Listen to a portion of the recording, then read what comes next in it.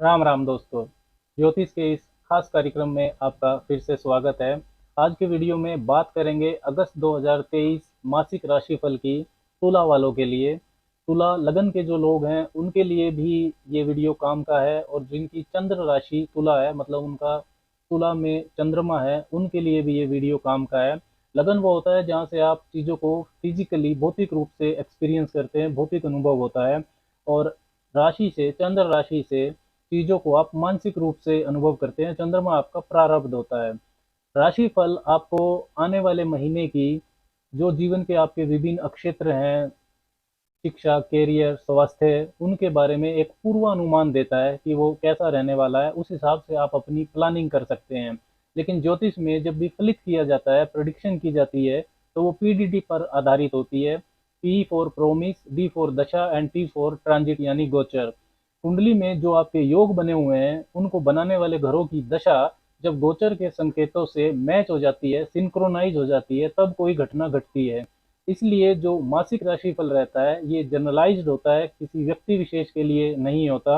हाँ, इतना जरूर है कि इससे आप होने वाली घटनाओं का पूर्वानुमान लगाकर अपनी तैयारी उस हिसाब से आप कर सकते हैं। अगस्त 2023 के महीने में अगर ग्रहों की स्थितियों को समझें तुला वालों के लिए, तो आपकी राशि में ही केतु चल रहे हैं, 7वें भाव में बृहस्पति और राहु चंडाल दोष बनाकर बैठे हैं।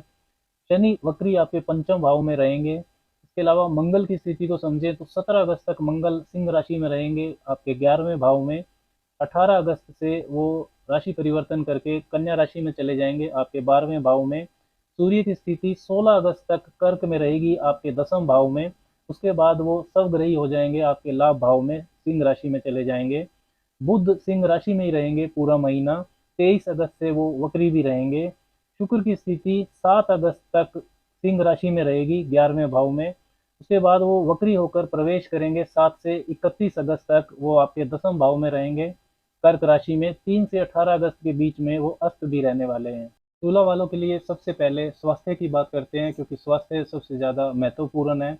तो पहला भाव जो होता है वो आपके स्वास्थ्य से संबंधित जानकारी देता है। तो वहाँ पर केतु बैठे हुए हैं। और तुला राशि के लिए जो अशुभ ग्रह होते हैं, तीसरे और छठे भाव के स्वामी बृहस्पति, वो 7वें भाव से दृष्टि डालेंगे आपके पहले भाव पर। और आपकी राशि के जो स्वामी हैं शुक्रदेव, वो 8 तारीख से वक्री रहेंगे 10वें भाव में। तो निजी व व्यावसायिक जीवन में संतुलन नहीं बना पाना, ये आपके साथ हो सकता है, जिससे आपको स्ट्रेस होगा। स्वास्थ्य के प्रति आप लापरवाह भी रहेंगे, केतु है आपकी राशि में। जो भी अगर कोई क्रोनिक डिजीज है आपको पहले से, high cholesterol, blood pressure, diabetes, तो उसमें आपको सावधानी की जरूरत रहेगी। मानसिक बेचैनी, तनाव, ये आपको परेशान कर सकता है। साधारणतः स्वास्थ्य का जो मामला है वो अगस्त में ठीक ठाक रहेगा, ना ज़्यादा खराब है ना ज़्यादा अच्छा है।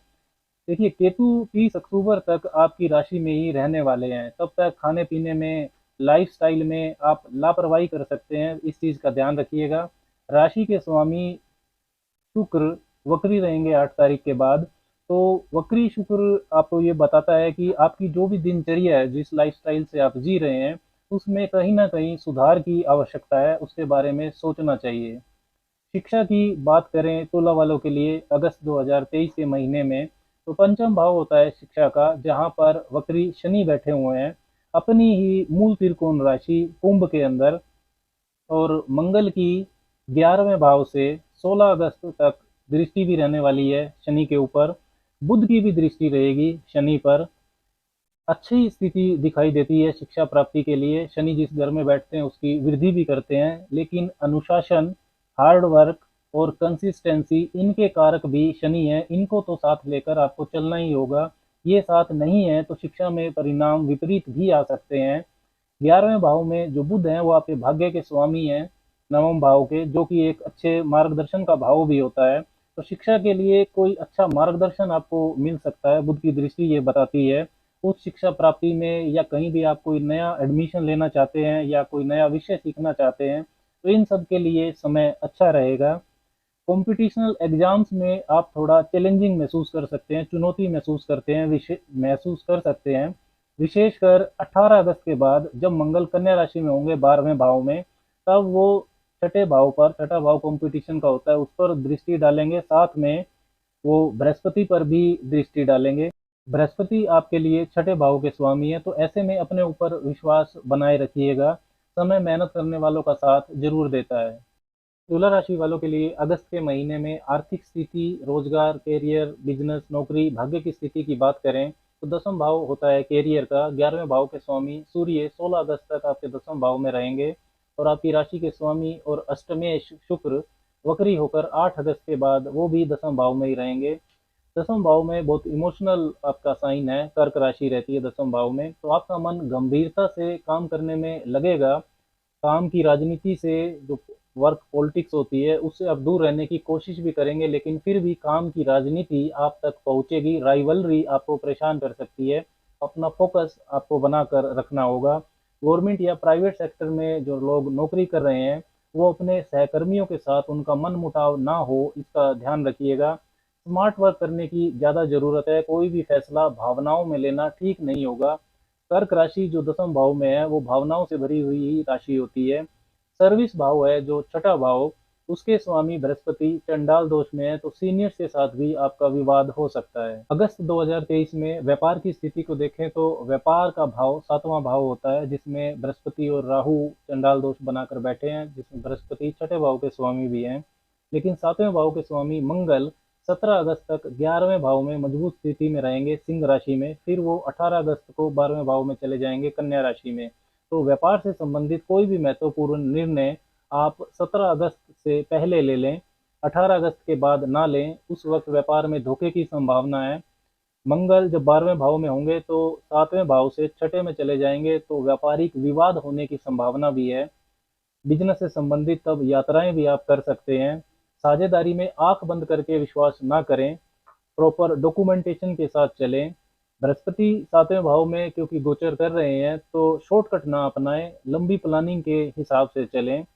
वक्री शुक्र आपके दशम भाव में है, तो जो शुक्र से संबंधित क्षेत्र हैं, fashion, designing, beauty, vehicles, hospitality का sector, hotel, art and creativity, इस काम में एक्स्ट्रा एफर्ट के साथ आपको लाभ मिल सकता है। वक्री शुक्र की स्थिति ये बताती है।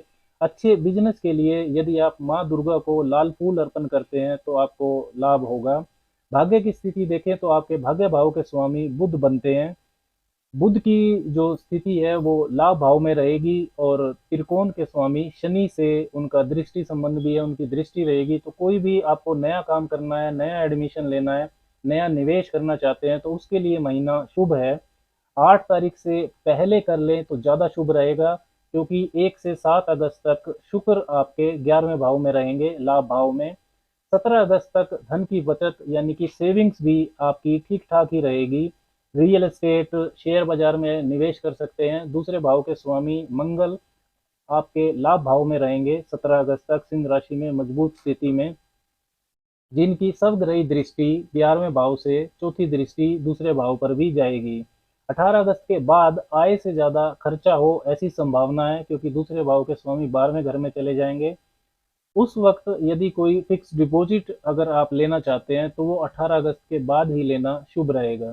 तुला वालों के लिए रिश्ते व पारिवारिक जीवन की अगस्त के महीने के लिए बात करें तो सातवां भाव होता है विवाह का, जहां पर तीसरे और छठे भाव के स्वामी बृहस्पति राहु के साथ हैं। उन पर शनि की दृष्टि भी रहेगी। सातवें भाव के स्वामी मंगल 17 अगस्त तक बुध के साथ लाभ भाव में रहेंगे, फिर वो कन्या राशि में चले जाएंगे 12वें भाव में। देखिए दोस्तों, चंडाल दोष हमारे विवेक को सबसे ज्यादा प्रभावित करता है, आचरण को दूषित करता है। तो जब तक चंडाल दोष सातवें भाव में आपके बना हुआ है तब तक वैवाहिक जीवन में एथिक्स, सद आचरण का आपको ध्यान रखना है, उससे भटकना नहीं है। इस महीने राशि के आपके स्वामी और विवाह कारक शुक्र भी भावनाओं की सबसे बड़ी राशि कर्क में है, तो चरित्र में भटकाव लाने वाला महीना है, विशेषकर 8 अगस्त के बाद। सातवें भाव के स्वामी मंगल लाभ भाव में है 17 अगस्त तक। 18 अगस्त को वो 12वें भाव में जाएंगे कन्या राशि में, शत्रु राशि में, तो वहां पर वो कमजोर भी रहेंगे। लेकिन वैवाहिक जीवन को वो 12वें भाव से प्रोटेक्ट भी करेंगे, क्योंकि 12वें भाव से 8वीं दृष्टि 7वें भाव पर उनकी आएगी, वो 7वें भाव के स्वामी है।